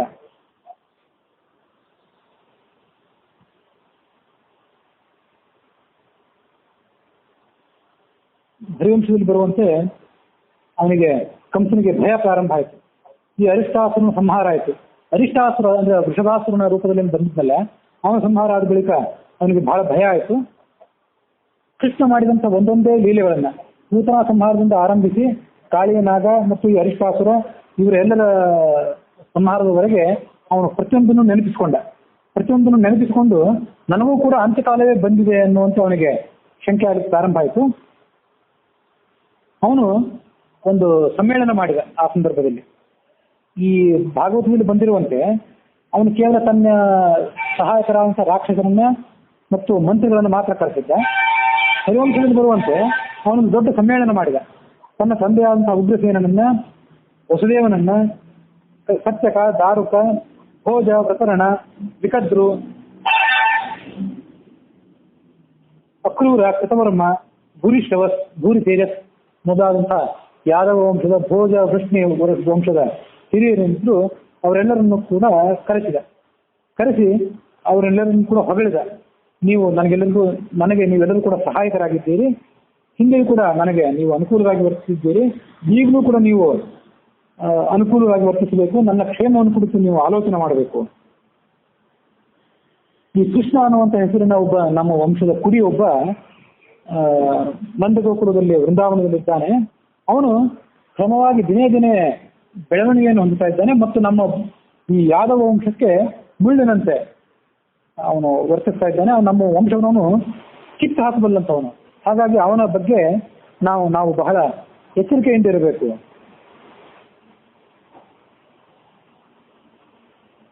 ಹೀಗೆ ಅವನ ಪರಾಕ್ರಮ ನನಗೇನು ಅಂತ ಇನ್ನೂ ಅರ್ಥ ಆಗ್ತಾ ಇಲ್ಲ. ಕೃಷ್ಣನ ಪರಾಕ್ರಮ ಕಿಂತದ್ಭೂತಂ ಸಮುದ್ಭೂತಂ ದೈವಾಪತ್ಯಂ ನ ವಿದ್ಮಹೆ. ಕೃಷ್ಣನ ರೂಪದಲ್ಲಿ ಯಾವ ದೇವತೆ ಹುಟ್ಟಿ ಬಂದಿದ್ದಾನೋ, ಯಾವ ರಾಕ್ಷಸ ಹುಟ್ಟಿ ಬಂದಿದ್ದಾನೋ, ಹೀಗೆ ನನಗದು ಅರ್ಥ ಆಗ್ತಾ ಇಲ್ಲ. ಅವನ ಪರಾಕ್ರಮ ನಮ್ಮೆಲ್ಲರೂ ಊಹೆಗೂ ನಿಲುಕುವಂತಾಗಿದೆ. ನಾವು ಕಳಿಸುವಂತಹ ಎಲ್ಲರನ್ನೂ ಕೂಡ ಅವನು ಸಂಹಾರ ಮಾಡಿದ್ದಾನೆ. ಇತ್ತೀಚೆಗೆ ವೃಷಭಾಸುರನನ್ನು ಕೂಡ ಸಂಹಾರ ಮಾಡಿದ್ದಾನೆ. ಹೀಗೆ ಕೃಷ್ಣ ಮೊದಲಿಂದಲೂ ಕೂಡ ದೇವತೆಗಳ ಪಕ್ಷದಲ್ಲಿದ್ದು ದೇವತೆಗಳಿಗೆ ಜಯ ಆಗುವಂತ ಮಾಡ್ತಾನೆ, ರಾಕ್ಷಸರಿಗೆ ಅಪಜಯ ಆಗುವಂತ ಮಾಡ್ತಾನೆ. ಎಷ್ಟೋ ಬಾರಿ ಸಮುದ್ರ ಮಥನ ಆಗುವಂತ ಹಿಂದೆ ಸಮುದ್ರದ ಮಥನದ ಕಥೆ ಮತ್ತು ದೇವತೆಗಳು ರಾಕ್ಷಸರು ಅವರ ನಡುವೆ ಯುದ್ಧ ನಡೆದಾಗ ಅಲ್ಲಿ ಶುಕ್ರಾಚಾರ್ಯರಿಗೆ ಮೃತ ಸಂಜೀವಿನಿ ಅಂತ ಒಂದು ವಿದ್ಯೆ ಸಿಕ್ಕಿತ್ತಲ್ಲ, ಹಿಂದೊಮ್ಮೆ ಆ ಕಥೆ ನಾನು ಹೇಳಿದ್ದೆ. ಅದನ್ನು ಕೂಡ ಕಂಸ ನೆನಪು ಮಾಡ್ಕೊಂಡ ಅಂತ ಬರ್ತದೆ ಅಲ್ಲಿಗೆ. ಮೃತ ಸಂಜೀವಿನಿ ವಿದ್ಯೆ ಶುಕ್ರಾಚಾರ್ಯರು ಬಹಳ ಕಷ್ಟಪಟ್ಟು ಪಡ್ಕೊಂಡಿದ್ರು. ಅದನ್ನು ಯಾರಿಗೂ ಕಲಿಸೋದಿಲ್ಲ, ನನ್ನ ಬಳಿಯೇ ಆ ವಿದ್ಯೆ ಸುರಕ್ಷಿತವಾಗಿರ್ತದೆ ಅಂತ ತಿಳ್ಕೊಂಡಿದ್ರು. ಹಾಗಾಗಿ ಸತ್ತು ಹೋದಂಥ ರಾಕ್ಷಸರನ್ನೆಲ್ಲ ಅವ್ರು ಮತ್ತೆ ಬದುಕಿಸ್ತಾ ಇದ್ರು. ಸತ್ತು ಹೋದಂಥ ರಾಕ್ಷಸರನ್ನ ಬದುಕಿಸ್ತಿದ್ರಿಂದ ದೇವತೆಗಳಿಗೆ ಯಾವತ್ತೂ ಕೂಡ ಸೋಲಾಗ್ತಾ ಇತ್ತು. ಇಂಥ ಸಂದರ್ಭದಲ್ಲಿ ದೇವತೆಗಳ ಗುರುವಾದಂತಹ ಬೃಹಸ್ಪತಿಯ ಮಗನಾದಂತಹ ಕಟ ಎಂಬಾತ ಶುಕ್ರಾಚಾರ್ಯನ ಬಳಿಗೆ ಹೋಗಿ ಅವನ ಶಿಷ್ಯನಾಗಿದ್ದು ಅವನ ಮಗಳಾದಂತಹ ದೇವಯಾನಿಯ ಸ್ನೇಹವನ್ನ ಸಂಪಾದನೆ ಮಾಡಿಕೊಂಡು ಅವಳು ಇವನನ್ನ ಪ್ರೇಮಿಸಲಿಕ್ಕೆ ಪ್ರಾರಂಭ ಮಾಡಿದ್ಲು. ರಾಕ್ಷಸರು ಈ ಕಥನ ಉದ್ದೇಶವನ್ನು ತಿಳ್ಕೊಂಡು ಅವನನ್ನು ಅನೇಕ ಬಾರಿ ಸಂಹಾರ ಮಾಡಿದ್ರು ಕೂಡ ಆ ಶುಕ್ರಾಚಾರ್ಯ ತನ್ನ ಮಗಳ ಮೇಲಿನ ಪ್ರೀತಿಯಿಂದಾಗಿ ಅವಳನ್ನ ಆ ಕಥನನ್ನ ಅನೇಕ ಬಾರಿ ಬದುಕಿಸಬೇಕಾಯ್ತು. ಕೊನೆಗೆ ಆ ಕಥನನ್ನ ಸಂಹಾರ ಮಾಡಿ ಅವನ ಸುತ್ತ ಬೂದಿಯನ್ನ ಮಧ್ಯದಲ್ಲಿ ಮಿಶ್ರಣ ಮಾಡಿ ಶುಕ್ರಾಚಾರ್ಯನಿಗೆ ಅವನು ಕುಡಿಲಿಕ್ಕೆ ಕೊಟ್ಟರು. ಶುಕ್ರಾಚಾರ್ಯನ ಕುಡಿದು ಬಿಟ್ಟ. ಶುಕ್ರಾಚಾರ್ಯನ ಹೊಟ್ಟೆಯಲ್ಲೇ ಕಥ ಹೋಗಿ ಕೂತಿದ್ರಿಂದ ಆ ಕಥನನ್ನ ಬದುಕಿಸ್ಬೇಕಾದ್ರೆ ಕಥ ಶುಕ್ರಾಚಾರ್ಯನ ಹೊಟ್ಟೆಯನ್ನ ಒಡೆದು ಹೊರಗೆ ಬರಬೇಕಾಗ್ತಿತ್ತು. ಆವಾಗ ಅನಿವಾರ್ಯವಾಗಿ ಶುಕ್ರಾಚಾರ್ಯ ತನ್ನ ಮೃತ ಸಂಜೀವಿನಿ ವಿದ್ಯೆಯನ್ನ ಕಥನಿಗೆ ಉಪದೇಶ ಮಾಡಬೇಕಾಯ್ತು. ಕಥನಿಗೆ ಅದನ್ನು ಉಪದೇಶ ಮಾಡಿದ. ಕಥ ಶುಕ್ರಾಚಾರ್ಯನ ಹೊಟ್ಟೆಯನ್ನು ಹೊಡ್ಕೊಂಡು ಹೊರಗೆ ಬಂದ. ಶುಕ್ರಾಚಾರ್ಯ ಮೃತನಾಗ್ಬಿಟ್ಟ. ಮೃತನಾದ ಕೂಡಲೇ ಶುಕ್ರಾಚಾರ್ಯನನ್ನ ಮತ್ತೆ ಈ ಕಥ ಬದುಕಿಸಿದ. ಹೀಗೆ ಆ ಕಥೆಯನ್ನು ನಾವು ನೋಡ್ತೀವಿ. ಇದಕ್ಕೆಲ್ಲ ಮೂಲ ಕಾರಣ ಯಾರು? ಈ ವಿಷ್ಣುವೇ. ವಿಷ್ಣುವೇ ತನ್ನ ಒಂದು ದಿವ್ಯವಾದಂತಹ ವಿಭೂತಿಯನ್ನ ತೇಜಸ್ಸನ್ನ ಆ ಕಥೆನಲ್ಲಿ ಇಟ್ಟು ಶುಕ್ರಾಚಾರ್ಯನ ಆ ಪ್ರತಿಜ್ಞೆಯನ್ನು ಭಂಗ ಮಾಡಿದ. ಮೃತ ಸಂಜೀವಿನಿ ವಿದ್ಯೆಯನ್ನು ನಾನು ಯಾರಿಗೂ ಕಲಿಸೋದಿಲ್ಲ ಅಂತ ಶುಕ್ರಾಚಾರ್ಯ ಬೀಗುತ್ತಾ ಇದ್ದ. ಹಾಗಾಗಿ ದೇವತೆಗಳ ಅಪಜಯಕ್ಕೆ ಕಾರಣನಾಗಿದ್ದ. ಈ ವಿಷ್ಣು ತನ್ನ ಒಂದು ವಿಭೂತಿ ರೂಪವನ್ನ ಈ ಕಥೆನಲ್ಲಿ ಇಟ್ಟು ಶುಕ್ರಾಚಾರ್ಯನ ಪ್ರತಿಜ್ಞೆಯನ್ನು ಭಂಗ ಮಾಡಿ ದೇವತೆಗಳ ಏಳಿಗೆಯನ್ನು ಸಾಧಿಸಿದ. ಇಂಥ ಎಲ್ಲ ಕಾರ್ಯಗಳನ್ನು ಮಾಡುವಂಥವನು ಈ ವಿಷ್ಣುವೇ. ಸಮುದ್ರ ಮಥನವು ಬಂದಾಗ ಅಲ್ಲಿಯೂ ಕೂಡ ಮೋಹಿನಿ ರೂಪವನ್ನು ತಾಳಿ ಅವನ ಎಲ್ಲ ರಾಕ್ಷಸರಿಗೂ ವಂಚಿಸಿದ ಮತ್ತು ಆ ಅಮೃತವನ್ನ ಕೇವಲ ದೇವತೆಗಳಿಗೆ ಮಾತ್ರ ಹಂಚಿದ. ಇದೆಲ್ಲವೂ ಕೂಡ ನಾವು ಪುರಾಣದಲ್ಲಿ ನೋಡ್ತೀವಿ. ಬಲಿ ಚಕ್ರವರ್ತಿ, ನಮ್ಮ ರಾಕ್ಷಸರ ವಂಶದಲ್ಲಿ ಇದ್ದಂತಹ ಬಲಿ ಎಂಬ ದೊಡ್ಡ ಚಕ್ರವರ್ತಿ ಹಿಂದೆ ಯಜ್ಞ ಮಾಡಿದಾಗ ಅವನಿಗೂ ಕೂಡ ಮೋಸ ಮಾಡಿ ಅವನ ಸಂಪತ್ತೆಲ್ಲವನ್ನು ಕಿತ್ಕೊಂಡು ದೇವತೆಗಳ ರಾಜನಾದಂತಹ ಇಂದ್ರನಿಗೆ ಕೊಟ್ಟಿರುತ್ತ. ಮುಂದೊಮ್ಮೆ ದಶರಥನ ಮಗನಾಗಿ ತಾನು ಹುಟ್ಟಿ ರಾವಣನನ್ನು ಸಂಹಾರ ಮಾಡಿದ. ಹೀಗೆ ದೇವತೆಗಳು ತಮಗೆ ಏನೇ ತೊಂದರೆ ಬಂದಾಗ ಮತ್ತೆ ವಿಷ್ಣುವನ್ನೇ ಶರಣಾಗತರಾಗಿ ಅವನ ಕಡೆಯಿಂದ ತಮ್ಮ ಕಾರ್ಯವನ್ನು ಸಾಧನೆ ಮಾಡ್ಕೊಳ್ತಾರೆ. ಇಲ್ಲಿ ಬಂದವನು ವಿಷ್ಣುವೇ ಆಗಿರಬೇಕು. 2 ಸಾರಿ ನಾರದರು ನನಗೆ ಈ ಮಥುರಾದಲ್ಲಿ ಭೇಟಿಯಾಗಿದ್ರು. ವಿಷ್ಣುವೇ ಇಲ್ಲಿ ಹುಟ್ಟಿ ಬರುವವನಿದ್ದಾನೆ ನಿನ್ನ ಸಂಹಾರಕ್ಕಾಗಿ ಅಂತ ಹೇಳಿ ಮೊದಲು ಒಂದ್ಸರಿ ಬಂದು ಹೇಳಿದ್ರು. 2ನೇ ಬಾರಿ ಖಟ್ವಾಂಗವನ ಅಂತ ಒಂದು ಉದ್ಯಾನವನ ಅಲ್ಲಿ ನನ್ನ ಭೇಟಿಯಾಗಾದ್ರೂ ಕೂಡ ಅವ್ರು ಅವನೇ ಹೇಳಿದ್ರು. ಈ ಭಾಗವತದಲ್ಲಿ ಒಂದು ಕಥೆಯನ್ನು ಹೇಳಿದ್ವಿ. ಅದೊಂದು ಕಥೆಯು ನೇರ ರೂಪದಲ್ಲಿ ಭಾಗವತದಲ್ಲಿ ಬಂದಿತ್ತು. ಹರಿವಂಶದಲ್ಲಿ ಬರುವಂತೆ ಈ ಕಂಸ ತನಗೆ ನಾರದರು ಭೇಟಿಯಾದದ್ದನ್ನ ತನ್ನ ಆ ಸಮ್ಮೇಳನದಲ್ಲಿ ಉಳಿದವ್ರ ಜೊತೆ ಅವನೇನೋ ಸಮ್ಮೇಳನವನ್ನು ಮಾಡಿದ ತನ್ನ ಅಭಿಪ್ರಾಯವನ್ನು ಹಂಚಿಕೊಳ್ಳಿಕ್ಕಾಗಿ ಆ ಸಮ್ಮೇಳನದಲ್ಲಿ ಆ ಕಥೆಯನ್ನು ತಾನು ಹೇಳಿದ ಅಂತ ನಾವು ಆ ವಿಷಯವನ್ನು ನೋಡ್ತೀವಿ. ನಾರದರು ನಮ್ಗೆ ಏನ್ ಹೇಳಿದ್ರು ಅಂದ್ರೆ, ಆ ಹೆಣ್ಣು ಶಿಶುವನ್ನು ನೀನು ಕೊಂದಿ, ಹೆಣ್ಣು ಶಿಶು ಅದು ವಸುದೇವನ ಮಗುವಲ್ಲ, ಅದು ನಂದಗೋಪನ ಮಗು. ವಸುದೇವನ ಮಗು ಕೃಷ್ಣ ಅನ್ನುವ ಹೆಸರಿನಿಂದ ವೃಂದಾವನದಲ್ಲಿ ಬೆಳೀತಾ ಇದೆ ಅನ್ನುವ ಸತ್ಯವನ್ನು ನಮಗೆ ನಾರದರು ಹೇಳಿದ್ದಾರೆ. ಹೀಗೆ ಆ ವಸುದೇವ ಇಂಥ ಸಂಚು ಮಾಡಿದ್ದಾನೆ ನಿಮ್ಮ ಮೇಲೆ ಅಂತ ನಾರದರು ನನಗೆ ನಡೆದಂತ ಕಥೆಯನ್ನೆಲ್ಲ ಹೇಳಿದ್ದಾರೆ. ಹೀಗೆ ಆ ಕೃಷ್ಣ, ನನ್ನ ಶತ್ರು ಅಂತ ಕೃಷ್ಣ ಅಲ್ಲಿ ಬೆಳೆದಿದ್ದಾನೆ. ಹೀಗೆ ಬೆಳೆದಿರೋದ್ರಿಂದ ಆ ಕೃಷ್ಣನ ಬಗ್ಗೆ ನಾನೀಗ ಏನಾದರೂ ಒಂದು ದೊಡ್ಡ ಪ್ರತೀಕಾರವನ್ನು ಮಾಡಬೇಕಾಗಿದೆ ಅಂತ ಹೇಳಿ ಅವನ ಸಿಟ್ಟು, ಕಂಸನ ಸಿಟ್ಟು ಕೊನೆಗೆ ಕೃಷ್ಣನ ಮೇಲೆ, ಈ ವಸುದೇವನ ಮೇಲೆ ತಿರುಗಿತು. ಕೃಷ್ಣನನ್ನ ನಿಂದನೆ ಮಾಡಿ ಆ ಬಳಿಕ ಕೃಷ್ಣನ ಆಪ್ತನಾದಂತಹ ವಸುದೇವನನ್ನ ಅವನು ನಿಂದನೆ ಮಾಡಿದ. ನೀನು ನನಗೆ ಮೋಸ ಮಾಡಿದೆ. ಇಷ್ಟು ದಿವಸ ನಿನ್ನನ್ನು ನಾನು ನನ್ನ ಸ್ನೇಹಿತ, ನನ್ನ ಬಂಧು ಅಂತ ತಿಳ್ಕೊಂಡು ಪೂಜೆ ಮಾಡ್ತಾ ಇದ್ದೆ. ಆದ್ರೆ ನೀನು ನನಗೆ ಮೋಸ ಮಾಡಿದೆ. ನನ್ನ ವೈರಿಯಾದಂತಹ ಕೃಷ್ಣನನ್ನ ವೃಂದಾವನಕ್ಕೆ ನೀನು ಕಳಿಸಿದಿ. ಇಲ್ಲಿ ಆ ಹೆಣ್ಣು ಶಿಶುವನ್ನು ತಂದಿಟ್ಟಿ. ಇಲ್ಲಿಯೇ ಹುಟ್ಟಿ ಬೆಳೆದವನು, ನನ್ನ ತಂದೆಯಾದಂತಹ ಉಗ್ರಸೇನನ ಆಶ್ರಯಕ್ಕೆ ಪಾತ್ರನಾದವನು, ನನ್ನ ತಂದೆಯ ತಂಗಿಯ ಗಂಡ ನೀನು. ಅಂದ್ರೆ ನನ್ನ ಸೋದರತೆ ಆದಂತಹ ದೇವಕಿಯ ಗಂಡ ನೀನು. ಹೀಗೆಲ್ಲ ಇರುವಾಗ ಇಷ್ಟೆಲ್ಲ ನನಗೆ ಸಮೀಪನಾಗಿದ್ದು ಕೂಡ ನೀನು ನನಗೆ ವಿರುದ್ಧವಾದಂತಹ ಕೆಲಸವನ್ನು ಮಾಡಿದ್ದೀವಿ. ಹಾಗಾಗಿ ನೀನು ಈಗ ನಂದಗೋಪನಿಗೆ ಹೇಳಿ ಕಳಿಸು, ಆ ಬಲರಾಮ ಮತ್ತು ಕೃಷ್ಣರನ್ನ ಇಲ್ಲಿಗೆ ಕರ್ಕೊಂಡು ಬಾ ಅಂತ ಹೇಳಿ. ಧನುರ್ಯಾಗದ ನೆಪದಲ್ಲಿ ನಂದಗೋಪ ತನ್ನ ಕಪ್ಪ ಕಾಣಿಕೆಗಳನ್ನೆಲ್ಲ ತಗೊಂಡು ಈ ಮದುವೆಗೆ ಬರುವಂತಾಗಲಿ. ಈ ಕೆಲಸವನ್ನಾದ್ರೂ ನೀನೀಗ ಕೊನೆಯದಾಗಿ ಮಾಡಬೇಕು. ಇಲ್ಲಿ ಕೃಷ್ಣ ಬಂದ ಮೇಲೆ ಅವರ ಯೋಗಕ್ಷೇಮವನ್ನ ಅವ್ರಿಗೆ ಏನ್ ಮಾಡ್ಬೇಕು ಅದನ್ನ ನಾನು ಮಾಡ್ತೇನೆ ಅಂತ ಕೃಷ್ಣ ಹೇಳಿದ. ನಿನ್ನ ಇಬ್ರು ಮಕ್ಕಳು ಕೂಡ, ಆ ಕೃಷ್ಣ ಮತ್ತು ಬಲರಾಮ ಇಬ್ರು ಕೂಡ ಮಲ್ಲ ಯುದ್ಧದಲ್ಲಿ ಭಾರಿ ಪ್ರವೀಣರು ಅಂತ ನಾನು ಕೇಳಿದ್ದೇನೆ. ಅವರ ಪ್ರಾವೀಣ್ಯ ಎಷ್ಟಿದೆ, ಅವರ ನಿಪುಣತ್ವ ಎಷ್ಟಿದೆ ಅಂತ ನಾನು ಇಲ್ಲಿ ನೋಡ್ತೇನೆ. ಹಾಗಾಗಿ ಅದನ್ನು ಕರೆಸು ಅಂತ ಈ ಕಂಸ ನಂದಗೋಪನಿಗೆ ಹೇಳಿದ. ವಸುದೇವನಿಗೆ ನಿಂದನೆ ಮಾಡಿದ.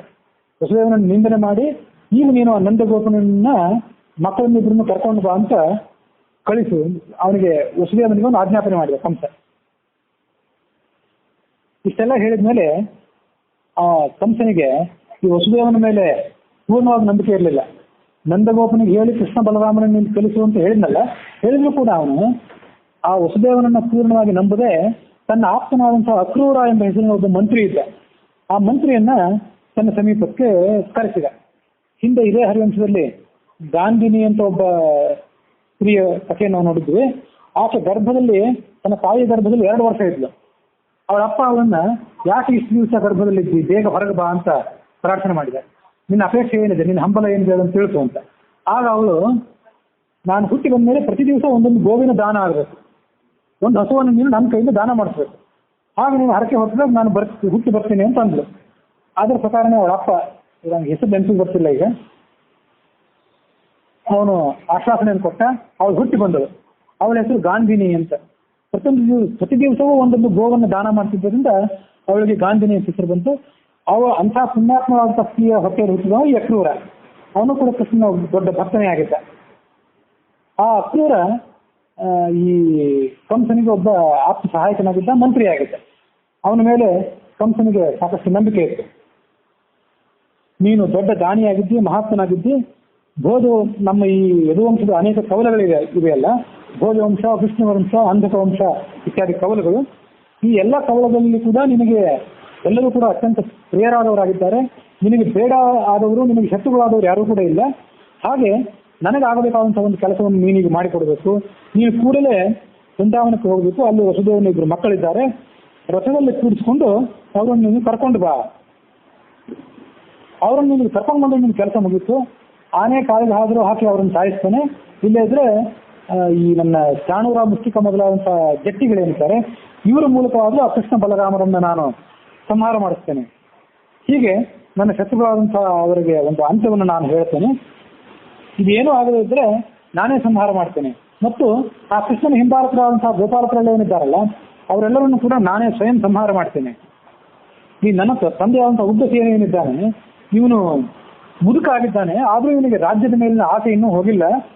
ಇವನಿಗೂ ಕೂಡ ಒಂದು ಶಾಸ್ತಿ ಮಾಡಬೇಕಾಗಿದೆ. ಈ ವಸುದೇವನನ್ನ ಮತ್ತು ದೇವಕನನ್ನ, ದೇವಕಿಯ ತಂದೆಯಾದಂಥ ದೇವಕ, ವಸುದೇವ, ನನ್ನ ತಂದೆಯಾದಂಥ ಉಗ್ರಸೇನ, ಇವರೆಲ್ಲರಿಗೂ ಕೂಡ ಒಂದು ಕಥೆ ನಾನು ತೋರಿಸ್ತೇನೆ. ಮೊದಲು ಆ ಕೃಷ್ಣ ಬಲರಾಮರು ಸಾಯಲಿ, ಆಮೇಲೆ ಇವರನ್ನೆಲ್ಲೂ ಕೂಡ ಸಂಹಾರ ಮಾಡ್ತೇನೆ. ನನ್ನ ಬಲ ಏನು ಅಂತ ಕಡಿಮೆ ಅಂತ ತಿಳ್ಕೋಬೇಡ. ಜರಾಸಂಧ ನಮಗೆ ದೊಡ್ಡ ಗುರು. ಆ ಸಂಗತಿ ನಾವು ಹಿಂದೊಂದು ನೆನಪು ಮಾಡ್ಕೋಬೇಕು. ಜರಾಸಂಧನ 2 ಹೆಣ್ಮಕ್ಕಳಾದಂತಹ, ಅವಳಿ ಜವಳಿ ಮಕ್ಕಳಾದಂತಹ ಆಸ್ತಿ ಪ್ರಾಸ್ತಿ ಎಂಬುವರನ್ನ ಅಪಹಾರ ಮಾಡ್ಕೊಂಡು ಬಂದು ಮದುವೆ ಆಗಿದ್ದ ಈ ಕಂಸ. ಜರಾಸಂಧ ಈ ಕಂಸನಿಗಿಂತ ದೊಡ್ಡ ಪರಾಕ್ರಮಿಯಾಗಿದ್ರು ಯೋಗ್ಯನಾದಂಥ ವ್ಯಕ್ತಿಯೇ ನನ್ನ ಮಕ್ಕಳಿಬ್ಬರನ್ನು ಅಪಹಾರ ಮಾಡಿದ್ದಾನೆ ಅಂತ ಹೇಳಿ ಸುಮ್ಮನೆ ಆಗಿದ್ದ. ಹಾಗಾಗಿ ಜರಾಸಂಧ ಈ ಕಂಸನಿಗೆ ಗುರು, ಅಂದ್ರೆ ಮಾವನೂ ಆಗಿದ್ದ, ಹಿರಿಯನೂ ಆಗಿದ್ದ. ಮತ್ತು ಮೈಂದ, ದ್ವಿವಿಧ ಇತ್ಯಾದಿಗಳಿದ್ದಾರೆ. ಇವರೆಲ್ಲರೂ ಕೃಷ್ಣನ ದ್ವೇಷಿಗಳು, ರಾಕ್ಷಸರು. ಅವರೆಲ್ಲರೂ ನನ್ನ ಸ್ನೇಹಿತರು. ಶಂಬರಾಸುರ ಅಂತ ಹೇಳಿ ಅವನು ಪ್ರದ್ಯುಮ್ನಿಂದ ಹತ್ಯೆಗೀಡಾದವ. ನರಕಾಸುರ ಕೃಷ್ಣನಿಂದ ಹತ್ಯೆಗೀಡಾದವ. ಬಾಣಾಸುರ ಅಂತ ಹೇಳಿ ಕೃಷ್ಣನಿಂದ ಸೋತವ. ಅವನ ಮಗಳಾದಂತಹ ಉಷಾಳನ್ನ ಕೃಷ್ಣನ ಮೊಮ್ಮಗನಾದಂತಹ ಅನಿರುದ್ಧ ಮದುವೆ ಮಾಡ್ಕೊಂಡ. ಇವರೆಲ್ಲರೂ ಕೂಡ ನನಗೆ ಸ್ನೇಹಿತರಾಗಿದ್ದಾರೆ. ನನ್ನ ಬಲ ಏನು ಕಡಿಮೆ ಅಂತ ತಿಳ್ಕೋಬೇಡ ನೀನು. ಹೀಗೆ ಇವರೆಲ್ಲರ ಸಹಾಯ ನಾನು ಪಡ್ಕೊಂಡು ದೇವತೆಗಳ ಪಕ್ಷವನ್ನೆಲ್ಲವೂ ಕೂಡ ನಿರ್ಮೂಲನೆ ಮಾಡ್ತೀನಿ. ಅತ್ಯಂತ ರಹಸ್ಯವಾದಂತಹ ಎಲ್ಲ ವಿಷಯಗಳನ್ನು ನೀನು ನನಗೆ ಬಹಳ ಸಮೀಪದವನು ಅಂತ ತಿಳ್ಕೊಂಡು ಹೇಳಿದ್ದೇನೆ. ಹಾಗಾಗಿ ಬೇಗ ಅವರನ್ನಿಬ್ಬರನ್ನು ಕರ್ಕೊಂಡು ಬಾ, ಆ ಕೃಷ್ಣ ಬಲರಾಮರನ್ನು ಇಲ್ಲಿಗೆ. ಹೀಗೆ ಹೇಳಿದ್ಮೇಲೆ ಅಕ್ರೂರ ಹೇಳಿದ, ನಿನ್ನ ಮೃತ್ಯುವಿನ ಪರಿಹಾರಕ್ಕಾಗಿ, ನಿನ್ನ ಸಂಕಟದ ಪರಿಹಾರಕ್ಕಾಗಿ ನೀನೇನೇನು ಆಲೋಚನೆ ಮಾಡಿದ್ದಿ ಅದೆಲ್ಲವೂ ನೀನು ಮಾಡಬೇಕಾದ ಯೋಗ್ಯವೇ ಇದೆ. ಕಾರ್ಯ ಸಿದ್ಧಿಸಲಿ ಬಿಡಲಿ, ನಿನ್ನ ಪ್ರಯತ್ನ ನೀನು ಮಾಡು, ನಾನಂತೂ ಹೋಗಿ ಕರ್ಕೊಂಡು ಬರ್ತೇನೆ ಅಂತ ಹೀಗೆ ಅವನು ಆಲೋಚನೆ ಮಾಡಿದ. ಮತ್ತು ಆ ಅಕ್ರೂರನಿಗೆ ಬಹಳ ಆನಂದ ಆಯಿತು. ಕೃಷ್ಣನ ದರ್ಶನವನ್ನು ನಾನು ಯಾವತ್ತು ಮಾಡ್ತೇನೋ ಅಂತ ಅವನು ಬಹಳ ದಿವಸದಿಂದ ಕಾಯ್ದಿದ್ದ. ಆದರೆ ಇವರೆಲ್ಲರಿಗೂ ಕೂಡ ಕಂಸನ ಭಯ ಇತ್ತು. ಕೃಷ್ಣ ಜನ್ಮ ಆದ ಕೂಡಲೇ ಕಂಸನನ್ನ ಮೀರಿ ನಿಂತು ಕೃಷ್ಣನ ಭೇಟಿಗಾಗಿ ಹೋಗ್ಲಿಕ್ಕೆ ಅವ್ರು ಯಾರಿಗೂ ಸಾಧ್ಯವಾಗಿರಲಿಲ್ಲ, ಈ ಎಲ್ಲ ಯದುವಂಶದ ಪ್ರಮುಖರಿಗೆ. ಅದರಲ್ಲೂ ಅಕ್ರೂರ ಅವನು ಬಹಳ ದೊಡ್ಡ ಭಕ್ತ, ಅವನಿಗೂ ಸಾಧ್ಯ ಆಗಿರಲಿಲ್ಲ. ಆದರೆ ಇಂಥ ಒಂದು ಸಂದರ್ಭ ಅವನಿಗೆ ಸಿಕ್ಕ ಕೂಡಲೇ ಅವನು ಬಹಳ ಸಂತೋಷಪಟ್ಟ. ಹರಿವಂಶ ಹೇಳುವಂತೆ ಅವ್ರನ್ನ ಕರ್ಕೊಂಡು ಬಾ, ಅವ್ರೊಂದು ವೇಳೆ ಬರದೇ ಇದ್ರೆ ಅವರನ್ನ ತೆರೆ ಹಿಡಿದು ಬಂಧನದಲ್ಲಿ ಕಟ್ಟಿ ಹಾಕಿ ಇಲ್ಲಿಗೆ ಕರ್ಕೊಂಡು ಬರ್ಬೇಕಾಗ್ತದೆ. ಹಾಗಾಗಿ ಏನಾದರೂ ಉಪಾಯವನ್ನು ಮಾಡಿ ಅವ್ರನ್ನ ಇಲ್ಲಿಗೆ ಒಲಿಸಿ ಕರ್ಕೊಂಡು ಬಾ ಅಂತ ಹೇಳಿದೆ. ಇಷ್ಟೆಲ್ಲ ಆದಮೇಲೆ ಅಲ್ಲಿ ಇದ್ದಂಥ ಕೆಲವರು ಆ ಕಂಸನನ್ನ ಬೈಬೇಕು ಅಂತ ಅಪೇಕ್ಷೆ ಪಟ್ಟು, ಕಂಸನನ್ನು ನಿಂದೆ ಮಾಡಬೇಕು ಅಂತ ಅಪೇಕ್ಷೆ ಪಟ್ಟು, ಆದರೆ ಯಾರಿಗೂ ಕೂಡ ಧೈರ್ಯ ಸಾಲಿಲ್ಲ. ಕಂಸನ ಭಯಕ್ಕೆ ಹೆದರಿ ಎಲ್ಲವೂ ಸುಮ್ಮನೆ ಆಗಿತ್ತು. ತಲೆ ತಕ್ಷಣ ಸುಮ್ಮನೆ ಇದ್ರು, ಮನಸ್ಸಿನಲ್ಲೇ ಕಂಸನಿಗೆ ಧಿಕ್ಕಾರ ಹಾಕಿದ್ರು. ಆಗ ಹರಿವಂಶದಲ್ಲಿ ಬರುವಂತೆ, ಹರಿವಂಶದ 23ನೇ ಅಧ್ಯಾಯದಲ್ಲಿ ಬರುವಂತೆ ಒಬ್ಬನೇ ಒಬ್ಬ ಯಾದವ ವಂಶದಲ್ಲಿ ಬಂದಂತಹ ಒಬ್ಬ ಮಹಾಪುರುಷ ಮಾತ್ರ ಆ ಕಂಸನನ್ನ ಎದುರಿಸಿ ನಿಂತು ಅವನಿಗೆ ಬುದ್ಧಿ ಹೇಳಿದ ಮತ್ತು ಆತನನ್ನ ನಿಂದನೆ ಮಾಡಿದ ಅಂತ ನಾವು ಕಥೆಯನ್ನು ನೋಡ್ತೀವಿ. ಕಂಸನ ಆಯುಷ್ಯ ಎಲ್ಲ ಮುಗಿದಿದೆ ಅಂತ ಉಳಿದೆಲ್ಲ ಯಾದವರು ಕಿವಿ ಮುಚ್ಕೊಂಡಿದ್ರು. ಅಂಧಕಾಂತ ಅವನೊಬ್ಬ ಹಿರಿಯ ಮನುಷ್ಯ, ಅವನು ಏನು ಹೆದರಲೂ ಇಲ್ಲ, ಉದ್ಯೋಗನೂಗೊಳ್ಳಿಲ್ಲ, ಎದ್ದು ನಿಂತು ಹೇಳಿದ, ಇಲ್ಲಿ ತನಕ ಏನು ಬಹಳ ಶ್ರಮಪಟ್ಟು ದೊಡ್ಡ ಬುದ್ಧಿವಂತನಂತೆ ಸಾಕಷ್ಟು ಮಾತುಗಳನ್ನು ಆಡಿದ್ದಿ, ಆದ್ರೆ ನಾನು ಕೆಲವು ಮಾತುಗಳನ್ನು ಹೇಳ್ತೀನಿ, ಗಮನದಲ್ಲಿಟ್ಟು. ಹಿಂದೆ ಅನೇಕ ಜನ ರಾಕ್ಷಸರು ಕೃಷ್ಣನ ಮೇಲೆ ದಂಡೆತ್ತಿ ಹೋಗಿ ಅಶಕ್ತರಾಗಿ ಎಲ್ಲರೂ ಕೂಡ ಪರಾಜಿತರಾಗಿದ್ದಾರೆ. ಅದೇ ಗತಿ ನಿನಗೂ ಕೂಡ ಬರ್ಲಿಕ್ಕಿದೆ. ಯಾವ ಪಂಡಿತರು, ಯಾರ ಬುದ್ಧಿವಂತರು ಕೂಡ ತಮ್ಮ ಪರಾಕ್ರಮವನ್ನು ತಾವೇ ಹೇಳ್ಕೋಬಾರದು. ಆದ್ರೆ ನೀನು ಮೂರ್ಖ ಆದ್ರಿಂದ ನಿನ್ನ ಪರಾಕ್ರಮವನ್ನು ನೀನೇ ಹೊಗಳ್ಕೊಳ್ತಾ ಇದ್ದಿ. ಹೀಗೆ ಹೊಗಳ್ಕೊಳ್ತಾ ಇದ್ವಿ ಆದ್ದರಿಂದ ನೀನು ಯಾವತ್ತೂ ಕೂಡ ಜ್ಞಾನಿಗಳಾದವರನ್ನ ಸೇವೆ ಮಾಡಿಲ್ಲ, ಮಹಾತ್ಮರಾದಂತಹ ಮುನಿಗಳನ್ನು ಪೂಜೆ ಮಾಡಿಲ್ಲ ಅಂತ ಕಾಣಿಸ್ತದೆ. ವಸುದೇವನ ನೀನು ಬೈತಿ, ವಸುದೇವ ತನ್ನ ಮಗನ ರಕ್ಷಣೆಗಾಗಿ ಕೈಗೊಂಡಂತಹ ಉಪಾಯಗಳನ್ನು ನೀನು ನಿಂದನೆ ಮಾಡ್ತಿ. ಅದನ್ನ ನೀನು ನಿಂದೆ ಮಾಡೋದಾದ್ರೆ ನಿನ್ನನ್ನು ನಿಮ್ಮ ಅಪ್ಪನಾದಂತಹ ಉಗ್ರಸೇನ ಅವತ್ತೇ ಕೊಂದು ಬಿಡ್ಬೋದಿತ್ತಲ್ಲ. ಯಾಕೆಂದ್ರೆ ನಿನ್ನ ತಾಯಿಯಲ್ಲಿ ನೀನು ಹುಟ್ಟಿದ್ದು ನಿನ್ನ ಅಪ್ಪನಾದಂತಹ ಉಗ್ರಸೇನಿಂದ ಅಲ್ಲ, ಧ್ರುಮಿಳ ಅನ್ನುವಂಥ ರಾಕ್ಷಸನಿಂದ. ಆ ಸಂಗತಿ ನಿನ್ನ ಅಪ್ಪನಾದಂಥ ಉಗ್ರಸೇನಿಗೆ ಗೊತ್ತಿತ್ತು.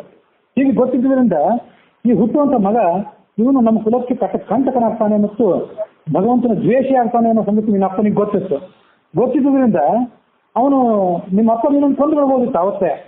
ಆದ್ರೆ ಏನೇ ಆದ್ರೂ ನನ್ನ ಹೆಂಡತಿಯ ಹೊಟ್ಟೆಯಲ್ಲಿ ಹುಟ್ಟಿದವನು ಅನ್ನುವಂಥ ಪ್ರೀತಿಯಿಂದ ನಿನ್ನನ್ನು ಕೊಲ್ಲಿಲ್ಲ ನಿಮ್ಮಪ್ಪ. ಅಂಧಕ ದುಮಿಲಿಂದನಿಂದ ನೀನು ಹುಟ್ಟಿದವನು ಅಂತ ಹೇಳಿ ಆ ಕಥೆಯಲ್ಲಿ ಮಾತಾಡಲಿಲ್ಲ. ನಿಮ್ಮ ಅಪ್ಪನಾದಂಥ ಉಗ್ರಸೇನ ನಿನ್ನನ್ನು ಕೊಲ್ಲಬಹುದಿತ್ತು, ನಿನ್ನ ದುಷ್ಟತನ ಅವನಿಗೆ ಗೊತ್ತಿತ್ತು, ನಿನ್ನ ಹಿನ್ನೆಲೆ ಅಲ್ಲ ಅವನಿಗೆ ಗೊತ್ತಿತ್ತು ಅಂತ ಕೇವಲ ಸೂಚನಾಪೂರ್ವಕವಾಗಿ ಹೇಳಿದ ಅಷ್ಟೇ. ಕಂಸನಿಗೆ ನಿಮ್ಮ ಅಪ್ಪ ದುಮಿಲ, ಉಗ್ರಸೇನ ನಿಮ್ಮ ಅಪ್ಪ ಅಲ್ಲ ಅಂತ ಹೇಳಿ ಕಂಸನನ್ನು ಅವಮಾನಿಸುವ ಉದ್ದೇಶ ಅವನಿಗೆ ಏನು ಇರಲಿಲ್ಲ. ಕಂಸನಿಗೆ ಸದ್ಬುದ್ಧಿ ಹೇಳುವಷ್ಟೇ ಅವನ ಉದ್ದೇಶ ಆಗಿತ್ತು. ಹಾಗಾಗಿ ಉಗ್ರಸೇನ ನಿನ್ನನ್ನು ಕೊಲ್ಲಬಹುದಿತ್ತು, ಕೊಲ್ಲಿಲ್ಲ. ನಿನ್ನ ಮೇಲೆ ಪ್ರೀತಿಯಿಂದ ಉಗ್ರಸೇನ ನಿನ್ನನ್ನು ಬದುಕಿಸ್ಕೊಂಡ ಅಂತಾದ್ರೆ ವಸುದೇವ ತನ್ನ ಮಕ್ಕಳನ್ನು ಬದುಕಿಸ್ಕೊಂಡಿದ್ದು ತಪ್ಪು ಅಂತ ಯಾಕೆ ಹೇಳ್ತಿ ಅಂತ ಅಂಧಕ ಕೃಷ್ಣನನ್ನು ಬೈದ, ಕೃಷ್ಣನನ್ನು ನಿಂದನೆ ಮಾಡಿದ. ಕೃಷ್ಣ ಮತ್ತು ಬಲರಾಮ ಇಬ್ಬರು ಕೂಡ ಅವರೇನು ಹೊರಗಿನವರೇನು, ಅವರು ಕೂಡ ಯಾದವ ವಂಶದಲ್ಲೇ ಹುಟ್ಟಿದವರು, ನಮ್ಮದೇ ವಂಶದ ಕುಡಿಗಳವರು. ಈಗ ನಿಮ್ಮಿಬ್ಬರ ನಡುವೆ ಇಷ್ಟೊಂದು ವೈರ ಬರ್ಲಿಕ್ಕೆ ಏನ್ ಕಾರಣ? ಅದೆಲ್ಲ ನಿನ್ನದೇ ತಪ್ಪಾಗಿದೆ. ನೀನು ವಸುದೇವನನ್ನು ನಿಂದನೆ ಮಾಡಿದ್ದಿ, ವಸುದೇವನನ್ನು ನಿಂದನೆ ಮಾಡಿದ್ರಿಂದ, ವಸುದೇವನಿಗೆ ತೊಂದರೆ ಕೊಟ್ಟಿದ್ರಿಂದ, ಅವನನ್ನು ಸೆರೆಯಲ್ಲಿಟ್ಟಿದ್ರಿಂದ ಕೃಷ್ಣನ ದ್ವೇಷಕ್ಕೆ ಪಾತ್ರನಾಗಿದ್ದಿ. ಕೃಷ್ಣ ನಿನ್ನನ್ನು ಕೊಲ್ಲಬೇಕು ಅಂತ ಕಾಯ್ತಿದ್ದಾನಷ್ಟೇ. ಇದರಲ್ಲಿ ತಪ್ಪು ನಿನ್ನದೇ ಇದೆ ಹೊರತು ಕೃಷ್ಣನೊಂದು ಏನೂ ಇರಲಿಲ್ಲ.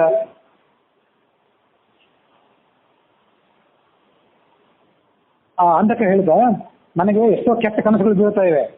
ಈ ಮಥುರಾ ನಗರಿ ಏನಿದೆಯಲ್ಲ, ಮಥುರಾ ನಗರ ಅನ್ನುವಂಥ ಸ್ತ್ರೀ, ಇವಳಿಗೆ ಸದ್ಯದಲ್ಲೇ ವೈಧವ್ಯ ಬರುವಂಥ ಯೋಗ ನನಗೆ ಕನಸಿನಲ್ಲಿ ಬರ್ತಾ ಇದೆ. ಅಂದ್ರೆ ಅದರ ಅಧಿಪತಿ ಆದಂಥ ನೀನು ಕಂಸ ಏನಿದ್ದೆ, ಮಥುರಾ ನಗರದ ಗಂಡನಾದಂಥ ಕಂಸ, ನೀನು ಸಾಯುವವನಿದ್ದಿ. ಹಾಗಾಗಿ ಮಥುರಾ ನಗರಕ್ಕೆ ವೈಧವ್ಯ ಸದ್ಯದಲ್ಲೇ ಬರೋದಿದೆ. ಇಂಥವೆಲ್ಲ ಒಂದು ಅಪಶಕನಗಳು ನನಗೆ ಕಾಣಿಸ್ತಾ ಇದೆ ಅಂತ ಅಂಧಕ ಹೇಳಿದ.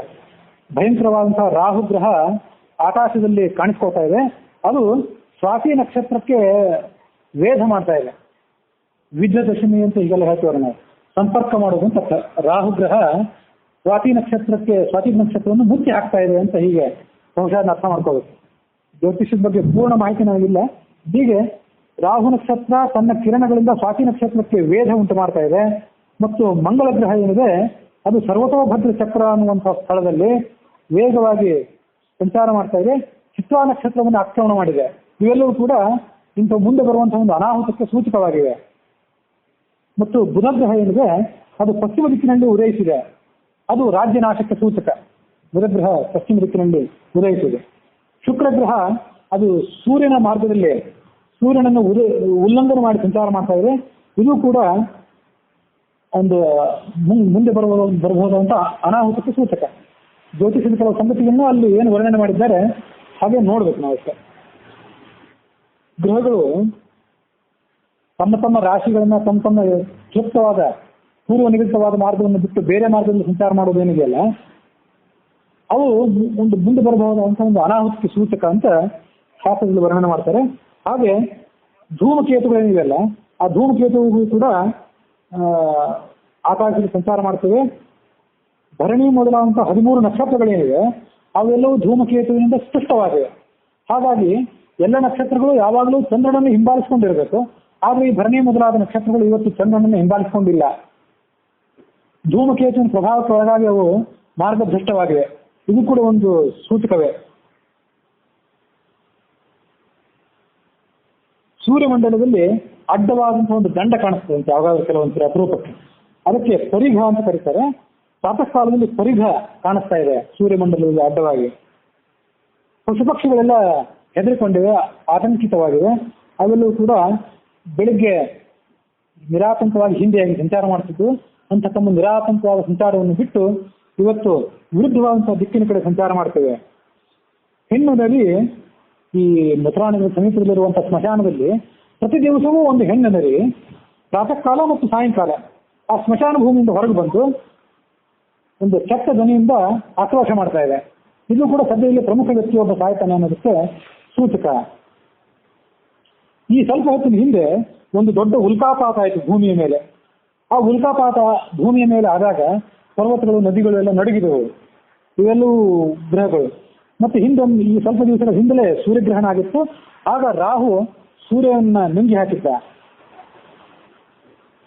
ಜ್ಯೋತಿಷವನ್ನು ತಿಳಿದಂತಹ ಎಲ್ಲ ನಿಮಿತ್ತಗಳನ್ನು ತಿಳಿದಂತಹ ಜ್ಯೋತಿಷಜ್ಞರೆಲ್ಲರೂ ಕೂಡ ಇವೆಲ್ಲವೂ ಕೂಡ ರಾಜರ ವಿನಾಶ ಸೂಚಕ ಅಂತ ಈಗಾಗಲೇ ನಿಮಿತ್ತಗಳನ್ನ ಅವರು ಅರ್ಥ ಮಾಡ್ಕೋತಾ ಇದ್ದಾರೆ. ಇದಕ್ಕನುಸಾರವಾಗಿ ನಿನ್ನ ವರ್ತನೆಯೂ ಇದೆ. ನೀನು ನಿನ್ನವರನ್ನೇ ದ್ವೇಷ ಮಾಡ್ತಿದ್ದಿ. ನಿನ್ಗೆ ಯಾರ ಮೇಲೂ ನಂಬಿಕೆ ಇಲ್ಲ. ನೀನು ಯಾದವ ವಂಶದಲ್ಲೇ ಹುಟ್ಟಿದವನಾದ್ರೂ ಕೂಡ ನಿನ್ನವರನ್ನೇ ನೀನು ದ್ವೇಷ ಮಾಡ್ಕೊಳ್ತಾ ಇದ್ದಿ.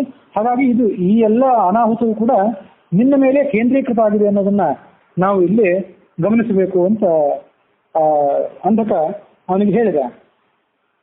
ಹಾಗಾಗಿ ಸದ್ಯದಲ್ಲೇ ಈ ಕಂಸ ನಿನ್ನ ಮೇಲೆ ಕೃಷ್ಣ ದಂಡೆತ್ತಿ ಬರುವವನಿದ್ದಾನೆ. ದಂಡೆತ್ತಿ ಬಂದು ನಿನಗೊಂದು ಅಂತ್ಯವನ್ನು ಕೊಡುವವನಿದ್ದಾನೆ. ಆ ದೃಷ್ಟಿಯಿಂದ ನೀನು ಧನ್ಯ. ಇಷ್ಟೆಲ್ಲ ಅಪರಾಧಗಳನ್ನು ಮಾಡಿದ್ರಿಂದ ನೀನು ಮೂರ್ಖನಾಗಿರ್ಬೋದು. ಆದರೂ ಕೂಡ ಹೀಗೆ ಕೃಷ್ಣ ಈ ಸದ್ಯದಲ್ಲಿ ಇಲ್ಲಿ ಬಂದು ನಿನಗೆ ಒಂದು ಅಂತ್ಯವನ್ನು ಕೊಡೋದ್ರಿಂದ ನೀನು ಧನ್ಯನಾಗಿರ್ತಿ. ಕೊನೆಯ ಮಾತು ನಿನಗೊಂದು ಎಚ್ಚರಿಕೆ ಮಾತು ಹೇಳ್ತೀನಿ. ಈಗಾದ್ರೂ ನೀನು ಕೃಷ್ಣನ ಸಮೀಪ ಹೋಗು. ವಸುದೇವನನ್ನು ಕರ್ಕೋ, ಅಕ್ರೂರನನ್ನು ಕರ್ಕೋ, ವೃಂದಾವನಕ್ಕೆ ಹೋಗು. ವೃಂದಾವನಕ್ಕೊಂದು ಯಾತ್ರೆಗೆ ಹೋಗು. ಯಾತ್ರೆಗೆ ಹೋಗಿ ಕೃಷ್ಣನಿಗೆ ಶರಣಾಗತನಾಗು. ಕೃಷ್ಣನಿಗೆ ನೀನು ಶರಣಾಗತನಾಗಿಬಿಟ್ರೆ ಅವನು ನಿನ್ನನ್ನು ಉಳಿಸ್ತಾನೆ. ನಿನಗೆ ಯಾವುದೇ ಅಂತ್ಯ ಬರೋದಿಲ್ಲ. ಮತ್ತು ಈ ಯದುವಂಶ ಏನಿದೆ ಇದು ಕೂಡ ಸುರಕ್ಷಿತವಾಗಿ ಉಳಿತದೆ ಅಂತ ಇಷ್ಟೆಲ್ಲ ಹೇಳಿದೆ. ಇಷ್ಟೆಲ್ಲ ಹೇಳಿದ್ರು ಕೂಡ ಆ ಕಂಸನಿಗೆ ಆ ಯಾವ ಬುದ್ಧಿವಾದವೂ ಮನಸ್ಸಿಗೆ ನಾಟಲಿಲ್ಲ. ಆದರೆ ಆ ಅಂಧಕನ ಮಾತನ್ನು ಕೇಳಿ ಆ ಅಂಧಕನ ಮೇಲೆ ಖಡ್ಗ ಹಿಡಿದು ಹೋಗುವಷ್ಟು ಧೈರ್ಯ ಕಂಸನಿಗೆ ಆಗಲಿಲ್ಲ. ಅಂಧಕ ಹಿರಿಯನಾಗಿದ್ದ. ಯಾವ ಮಾತು ಆಡದೆ ಆ ಕಂಸ ಅಲ್ಲಿಂದ ದೊಡ್ಡ ದೊಡ್ಡ ಹೆಜ್ಜೆಗಳನ್ನು ಇಟ್ಟ ತನ್ನ ಅಂತಃಪುರಕ್ಕೆ ಹೊರಟು ಹೋದ ಅನ್ನೋದಕ್ಕೆ ಹರಿವಂಶದ ಪೂರ್ವಾರ್ಧದ ವಿಷ್ಣು ಪರ್ವದ 23ನೇ ಅಧ್ಯಾಯ ಅಲ್ಲಿಗೆ ಸಮಾಪ್ತವಾಗಿದೆ.